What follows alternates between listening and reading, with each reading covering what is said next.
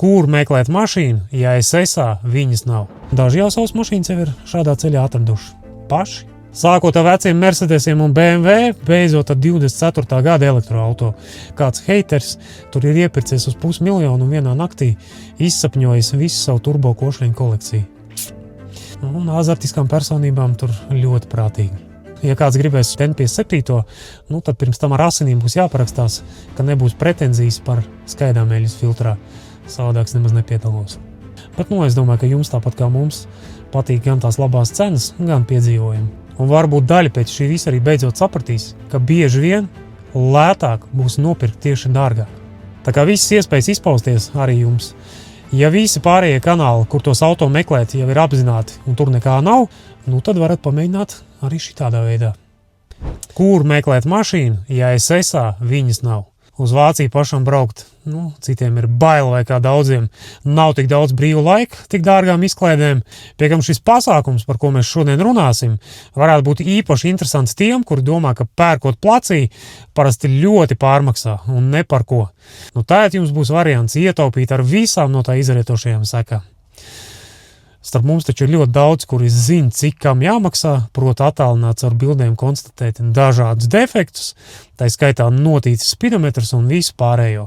Piekam šeit pat ļoti daudz, kas no tā visa jums jau būs pat pateikts priekšā. Vēl viens variants, protams, ir pasūtīt kādam, kurš to dara, lai šādu auto tev speciāli sameklē un piegādā. Tādu opciju piedāvājam arī mēs, bet tas nav vienīgais risinājums un noteikti arī maksās vairāk nekā tā opcija, par kuru šodien šeit runāsim. Es pat teiktu, ka šī opcija būs gan radošā, gan interesantāka. Te tev būs visas iespējas izpausties pašam un jau pilnīgi citā līmenī. Proti, man ir izveidota grupa, kurā jums ir iespēja pašiem pasērfot pa vairākām slēgtām un tādām diezgan lielām Eiropas izsolēm. Un nevis kaut kādām, bet tādām, kur jūs kā privāta personas nemaz netiekat klāt. Tās mašīnas nav ne mobilē, nekur citur. No turienes viņas ņem arī vairums visas Eiropas autotirgotāji vai, kā mēs visi viņas mīlam saukt, perikupi. Un arī vācu perikupi, starp citu. Piekam daudz no viņām pēc tam kā reiz parādās gan tai pašām Mobil.de, gan SSA. Tikai jau ar tā diezgan godīgi atstarpa cenā. Nesen man te bija viens ļoti interesants piemērs ar vienu pavecu E-klasi, kura Vācijas izsolē aizgāja pa 3500. Ar visiem izdevumiem viņš līdz Latvijai jau būtu bijis pāri 5000 eiro, tas jau mūsu tirgum vairs nebija baigi interesanti. Tātad 3,5 plus transports, nodokļi, kaut kādi riski, kur būs jāatstāj servisā visticamāk, beigās, kuram Latvijā viņi baigi interesēti pa kādiem 6-7 tūkstošiem. Es domāju, ka būtu diezgan grūti. Lai gan tur bija nesarūzējusi E-klasa ar OMS 648 motoru. Tas ir tas, kuram tie visi 6 cilindri vienā rindā, 3,2 litru tilpums. Un īstais 3,2 litru tilpums, atceraties, ja? Tie Mercedes, kuriem uz pakaļs ir rakstīts 320, nebūtu nenozīmē, ka tur ir 3,2 litru motors. Es domāju, ka zinātājiem šis motors komentārus baigi neprasa. Tas gan arī tas pats, kas salīdzināt ar Audi A6 C4 ar 2.5 TDI, kuriem visi cilindri arī vienā rindā. Bet es domāju, ka šodien ne par to stāsts. Stāsts par to, ka pēc pāris nedēļām tā mašīna parādījās mobilē pa 8000 eiro. Un šis ir tikai viens piemērs. Es tāds piemērs tajās izsolēs un mobilē redzu regulāri. Un tas vēl cik es viņus esmu pamanījis, cik es vēl nepamanu. Diezgan daudz. Jūs viens otram stāstat, ka Vācijā mobilē ir liels cenas. Protams, ka ir, jo šis ir viens no principiem, kā viņas tur rodās. Un ja tu domā, ka tu vari pāris reizes nedēļā pirms panorāmas atvērt Mobil.de un tur izcelt kādu super labu variantu, es būšu atklāts. Tas tāds diezgan naivs domu lidojums. Pie kā mēs jau esam stāstījis par šo tēmu citos video. Ja tu gribi noķert kaut ko tiešām labu un interesantu, tev tur būs jādzīvot tajā mobilē. Un ne tikai tur. Tev ir jābūt kaut kādiem kontaktiem Vācijā, piekļuvēm tām pašām izsolēm, un visu laiku jātur acis vaļā uz visām pusēm. Tad arī kaut ko var noķert. Un tas, kas tur ir nostāvējis nedēļu vai pat mēnešus, visbiežāk nevienam vairs nav baigi interesants. Vai pat nemaz nav paredzēts tam mūsu tirgum. Īpaši jau tie mazie noskrējieni. Kā jau es teicu, šis ir atsevišķs stāsts. Tā kā atgriežoties pie tās E-klases, kur bija tai gan tā izsolē, gan tai Mobil.de, skaidrs, ka arī mobilē par to lielo cenu viņš nevienam nebija interesants. un zēni jau ir atmetušies uz 6,5. Un ar visu to, zinot, kādi bija aptuveni izdevumi tam pašam vācietim viņu pērkot, tur profits iekšā tāpat vēl ir ļoti pieklājīgs, arī pārdodot par tiem pašiem 6,000. Es domāju, ka viņiem tur pašizmaksas sanāca kādi 4, varbūt 4,5. Jo viņu gadījumā tur nebija ne kaut kāds baigās papildus izmaksas, kā piemēram tas pats trailers līdz Latvijai, kurš jau tur lauz tiesu apēd. Ne arī PVNs, ar kur tas viss tur beigās būtu jāpliek, kā tas būtu mūsu gadījumā. Piekam tas vācietis vēl var atļauties pārdot to Mercedes tādu, kāds viņš ir. Tur ir pilnīgi cits tirgus, cita dinamika, un šādi auto pamatā iet uz eksportu. Nenopirks tu, atnāks nākošajā dienā cits un nopirks tādu, kāds viņš ir. Tas tev nav gluži tas pats, kas tirgot jau gala pircējiem Latvijā, kuram vajag visas pārbaudes, jaunu apskati, numurus, visam jābūt sakoptam, sagatavotam un vēl tā, lai tu pēc nedēļas pacel viņam telefonu, ja tur kaut kas ne tā. Man te ik pa brīdim kāds garām gājējs iemet, ka mums nesot baigi lētās mašīnas. Jā? Pāanalizēsim šito jautājumu mazliet plašāk. Ko jūs parasti gribat? Cenu tas ir skaidrs, bet bez tās cenas.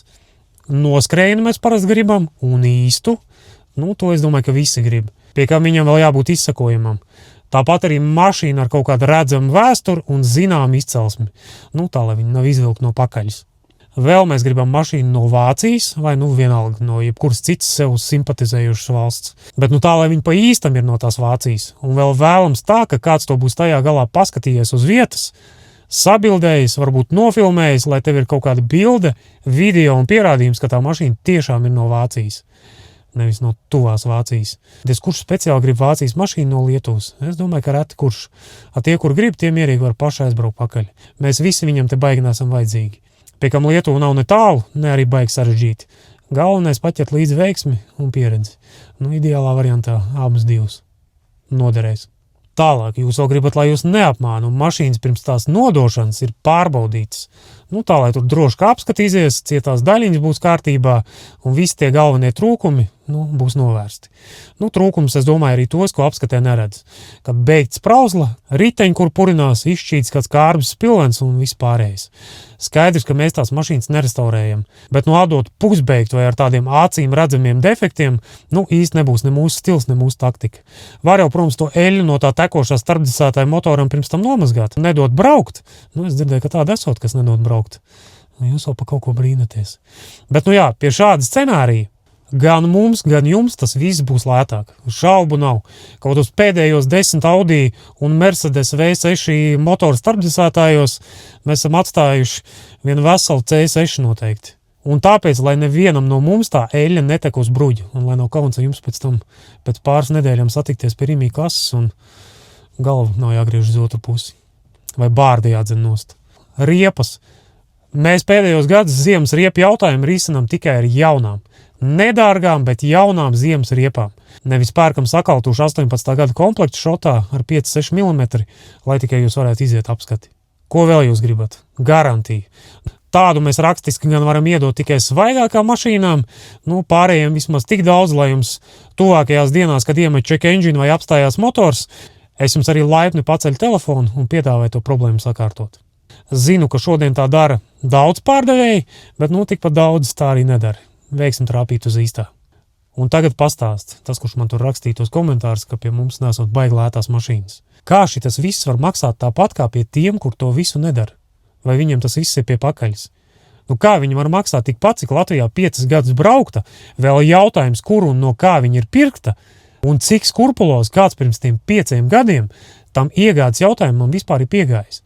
Un tāpēc tiem 5 gadiem viņi vēl tiek nomest kādam vietējiem uzpircējiem, kurš labākajā gadījumā iepūš viņā otru elpu. Sliktākajā gadījumā neizdara pilnīgi neko. Nemaz nerunājot par to, ka tas pārdevējs to tevis noskatīto mašīnu pats varbūt redz pirmo reizi, jo viņš ir tikai pārdevējs un kāds cits puzles gabals no tā uzņēmuma. Iespējams, viņu vakar par super cenu ir nopircis no kaut kā. Varbūt no ļoti rūpīga un gādīga saimnieka. Varbūt no kāda, kurš knapi ir varējis līziņu pavilkt, kāds tur vēl apkopis. Tālāk, nākošajā dienā, tajā, ka tu jau viņas nopircis, viena daļa pārdevēja joprojām ne par ko vairs neatbild un pasaka, ka pats esi vainīgs. Visu redzēja un tālāk sities pats. un viņš jau labu gribēdams, un ar labu es domāju, labu priekš sevis, protams, ir iespējas tev super izdevīgi kredīti piedāvājumu ar nepārāk labiem procentiem. Vai tā dara visi? Noteikti nē. Vai daudz tā joprojām dara? Diemžēl. Paši labi zinat. Viņiem tad priekš jums arī ir tās super labās cenas, kuras jūs tur meklējat. Jāsaprot, ka sen jau vairs stāsts nav tikai par pliku dzelzi ar stūru un pedāļiem. Stāsts ir par attieksmi, kultūru un kaut kādu drošības sajūtu. Cik tas ir iespējams šajā humpalu biznesā. Un tiem, kuriem ir vajadzīga tikai tā labā cena, tie tad viņi arī var dabūt. Bet bieži ar to arī tas viss beidzās. Tas tāpat kā ar tiem, kuriem vajag tikai to mašīnu. Vienalga pa kādu cenu, vienalga pa kādiem procentiem, kā tik var dabūt. Varbūt kādreiz jāuzliek tā galva uz pleciem un jāpaskaita, kāda un cik tā mašīna maksā šodien, cik tev viņu potenciāli var izmaksāt uzturēt ar visām ķēdēm, šālēm un vispārējo. Tāpēc pesimistiskākā scenārija. Un tad beigās vēl pieliec klāt tos procentus, kurus tu pa šitiem gadiem samaksāsi. Un varbūt daļa pēc šī visa arī beidzot sapratīs, ka bieži vien lētāk būs nopirkt tieši dārgāk. Interesanti, vai ne? Tā labi, es te atkal laikam diezgan dramatiski noslīdēju no tās galvenās video tēmas. Tātad Telegram grupa un iespēja to mašīnu sev sameklēt pašam. Tāpat kā to daram mēs, un tāpat kā to dara ļoti liela daļa autotirgotāji.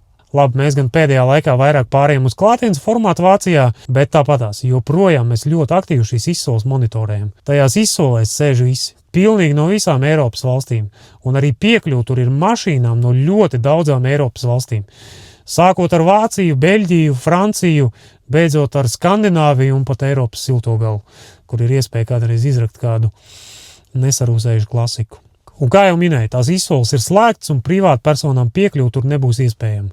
Tāpēc skaidrs, ka tā manis izveidotā piekļuve, lai es tur varētu parakņāties, tur būs tā diezgan improvizēta. Tāpat arī skaidrs, ka jums tur pašiem ar savām rokām neko solīt es atļaut nevaru. Diemžēl. Savādāk no rīta pieceļoties man var nākties konstatēt, ka kāds heiters tur ir iepircies uz 500 000 un vienā naktī izsapņojis visu savu turbo košļiņu kolekciju. Un attiecībā uz pašām izsolēm, ar 11 gadu pieredzi es varu pateikt, ka tur mērķiecīgi sēžot un tiešām meklējot, var atrast kaut ko ļoti interesantu un atbilstoši jebkurš. Sākot ar veciem Mercedesiem un BMW, beidzot ar 24. gada elektroauto. Protams, tas viss tur ir jāskatās ļoti prātīgi, daļai droši vien tāpēc jums tur arī esmu nepieciešams tai visā pasākumā kā konsultants, lai es tur galīgi sūdzes nestaisiet kaut kādas. Un par tām visām izsolēm kopā, ko es tur esmu salicis, tur pat vairāki 10 000 mašīnas. Vienkāršiem vārdiem tā ir tāda kā vairumtirdzniecības bāze no dažādiem pirmavotiem.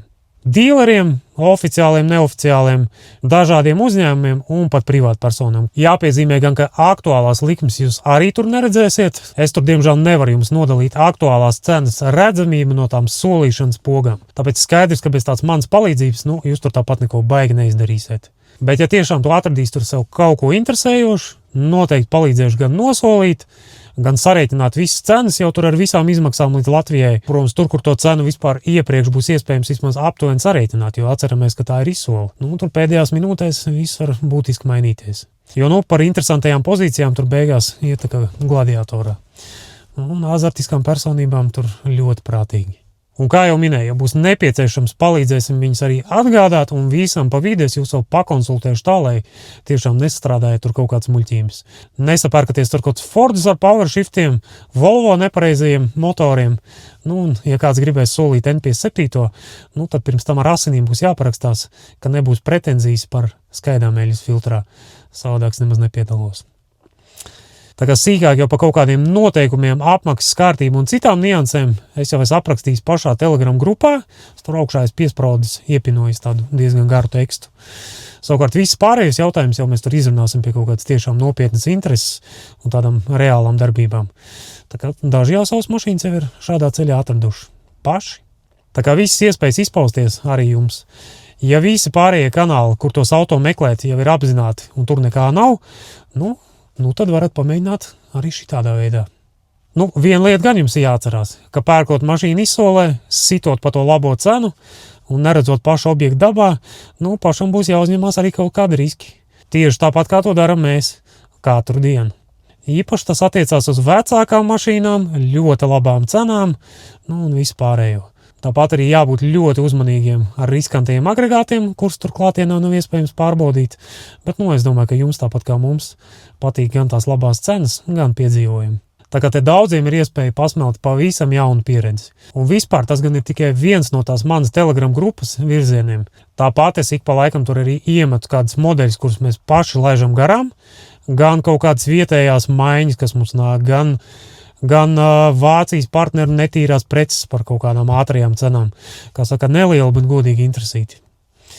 Un, protams, visiem, kur no manis mēģina izspiest sulu visos iespējamos resursos, komentāros, ziņās, WhatsAppā, TikTokā, visur, kur vien iespējams. Paldies, protams, ka jūs esat, bet, Telegramā šīs konsultācijas es jau varu atļauties apspriest detalizētāk, tādā daudz plašākā formātā. Īpaši priekš tiem, kur ir kaut kādā aktīvākā meklēšanas fāzē un viņiem tiešām ir vajadzīga kaut kāda konsultācija un kritiskā acis gan par to auto iegādi vai, pārdošanu, protams, par kaut kādiem perikupu dzīves trikiem un noslēpumiem. Piekļuvu grupai gan ir vienīgais resurss, kurš visā šajā projektā nav par velti, bet, pateicoties šādai taktikai, man tur arī ir tikai tie, kuriem tiešām kaut kas no tā visa ir nepieciešams, savukārt ar pārējiem nekas nav mainījies. Tiekamies komentāros, regulāros laivos, protams, klātienē, jo, atbraukt ciemos un vienkārši parunāties, tu noteikti var arī tāpat laipni gaidīt. Links uz Telegram grupu profilā. Paldies visiem, tiekās! Starp citu, visu nākošo nedēļu būsim Vācijā.